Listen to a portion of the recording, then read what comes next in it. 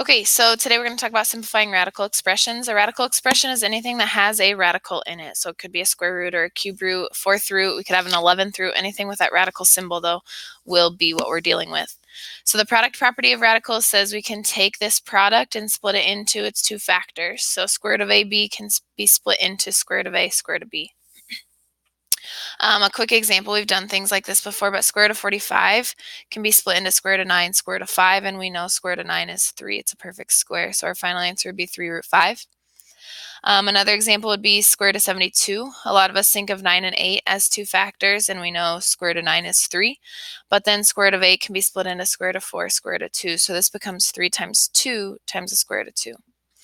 Another, which is 6 root 2. But another way we could split it up is square root of 36, square root of 2, which also gives us 6 root 2.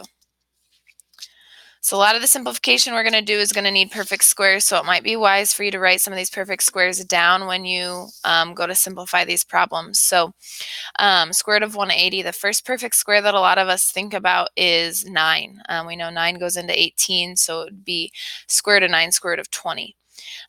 Square root of 20, though, can then be further broken into square root of 4, square root of 5. So we can take 3 times 2 times the square root of 5 to get 6 root 5. We can also, 36 is a perfect square that goes into 180, so this could be root 36, root 5, which is 6 root 5. Okay, same answer, just a couple different ways you can do it. The next one we're going to do is a power of 10. So we have square root of 10,000, which can be broken down into square root of 100 and square root of 100. We know both of those simplify to be 10, and 10 times 10 is 100.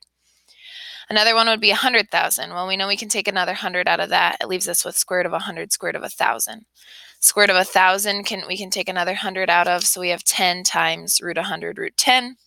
Well, that square root is 10 again, so we have 100 root 10 as our final answer. I want you guys to simplify square root of 363.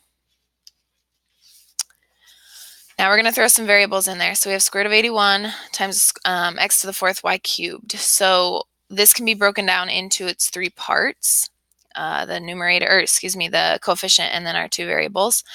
And then when we go to split up x to the fourth, we're looking for how many squares go into that. So we would have x squared, and then y cubed, we know one y squared goes into it, and then we have a leftover y. And obviously square root of 81 is where I got that 9. So square root of x squared becomes just an x, so that's also an x. Square root of y squared is y. So we have 9 times x times y times the square root of y, which is written as 9x squared y square root of y. And I want you guys to simplify square root of 162 r to the fourth s to the 8th.